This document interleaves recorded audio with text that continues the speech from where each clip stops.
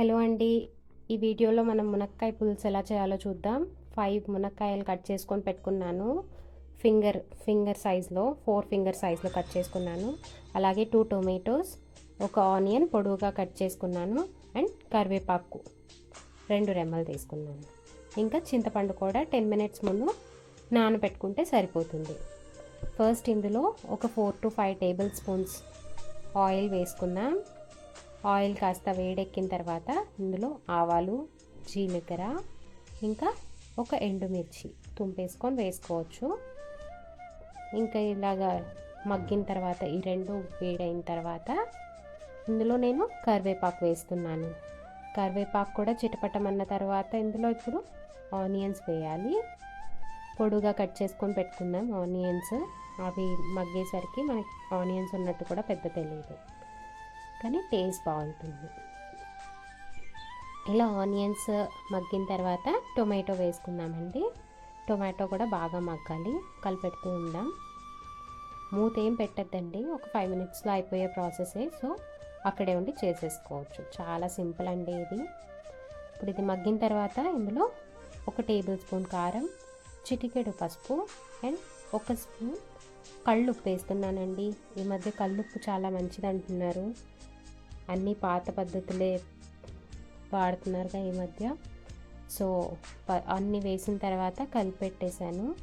ఇప్పుడు ఇందులో నేను చిటికెడు మెంతి పొడి, 3 వేళ్లతో మనం ఎంత తీసుకుంటే వస్తుందో అంత ఆవాల పొడి వేస్తున్నాను. మెంతులు ఆవాల పొడి చేపల పులుసులో వేస్తారు కదండి, అలాగే వేస్తున్నాను నేను కూడా. చాలా స్మెల్ వస్తుంది, బాగుంటుంది, టేస్ట్ కూడా చాలా బాగుంటుంది. సో ఇప్పుడు ఇదంతా కలిపేసిన తర్వాత ఇందులో మనం ఇందాక నానబెట్టుకున్నాం కదా ఆ చింతపండు రసాన్ని పోస్తున్నాను. చింతపండు పడకుండా చెయ్యి అడ్డు పెట్టుకోవాలండి. సో ఇంకొంచెం వాటర్ పోసుకొని, నేను ఇక్కడ 2 గ్లాసెస్ వాటర్ వేస్తున్నాను. ఒక 500 ml ఆఫ్ వాటర్ వేసినట్టు. సో అంతా పిండేసి ఆ చింతపండు తొక్కని పక్కన పడేసి ఓన్లీ రసం వరకు ఇలా ఉడుకు పట్టిన తర్వాత ఇప్పుడు మనం కట్ చేసి పెట్టుకున్నాం కదా ఆ మునక్కాయలన్నీ వేసేసుకోవాలి. మునక్కాయ పులుసు చాలా బాగుంటుందండి. నచ్చని వాళ్ళు ఒకవేళ ఉంటే ట్రై చేయండి, చాలా బాగుంటుంది. ఇంక ఇప్పుడు ఈ మునక్కాయలన్నీ వేసిన తర్వాత కావాలనుకున్న వాళ్ళు మామిడికాయ కూడా వేసుకుంటారు. నేను ఇప్పుడు ఇలా వేస్తున్నాను. మనకి ఇలా పొంగు వస్తున్నట్టు ఉంటుంది కొంచెం, చూడండి అటువైపు పొంగు వస్తుంది కదా. ఇప్పుడు అటు ఇటు కట్ చేసి మామిడికాయ వేస్తున్నానండి, మధ్యలో చెక్కతో సహా. ఆ తర్వాత కట్ చేసుకున్నాం కదా ఆ మామిడికాయ ముక్కలు కూడా వేస్తున్నాను. పుల్లగా చాలా బాగుంటుంది. మగ్గిన తర్వాత ఇంకా దీని టేస్ట్ వేరే లెవెల్ ఉంటుంది.